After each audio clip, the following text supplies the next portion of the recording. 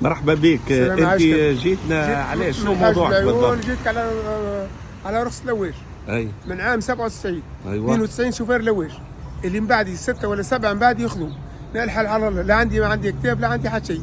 جيت من حاج بالعيون ليلات ونسى وكذا. ايوه يعني شنو الموضوع بالضبط؟ الموضوع غير مشينا سيد الوالي، سيد الوالي قال راهم بعد رمضان طلعت والي القيروان. والي القروان. قال طلعتكم من بعد رمضان. اما ما ندروش لا يعطي لا ما يعطيش. ما ثم قائمه اسميه. ثم قائمه اسميه جيت في 103. انا طلعت القائمه الاسميه جيت هاي القائمه الاسميه جيت في 103.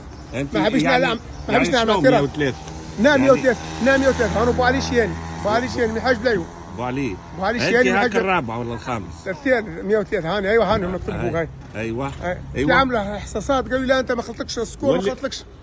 كي ما خلطيش هكا هبطني انت على في الدين دي اللي ما ياخذ معنا 103 وانت مش تعطي في 110. ايوه علاش تحرمني انا باش؟ قداش من واحد هو يلزم ياخذوا 110. نعم منهم 2 معاقين. ايوه زوج معاقين وال 108 هذول كل ماشي ياخذ.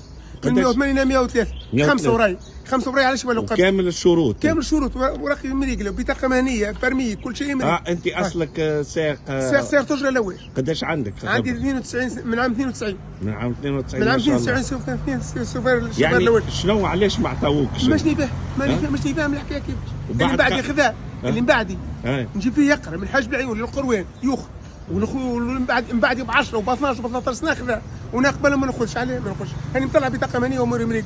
فاش قالوا لي بطاقه مهنيه مع نجددها من بعد ما تتم البطاقه المهنيه دي، جددتها من بعد بمده انا عندي بطاقه مهنيه. علاش تحرمني ليه؟ عليه بو صغار يعني بربي ما عنديش الحال على الله. تو شوفير لواج عندي يعني انت شكون تناشد تناشد والي القروان باش يتدخل لك ولا يعني بالقانون؟ نحن بالقانون ماذا بيه والي القروان. شوف مشيها تربي رانا نسال على الاشياء براسي. وصلت عمري 60 ما عادش يعطيني. اللي وصل عمره 60 ما عادش يعطوه رخصه لواج هذه. وانت قداش عمرك؟ عمري 57 مثل 3 سنين. طب شنو مش خلط لنا الدور ويعطي من بعد 12 و 13 سنه. باهي حاضر.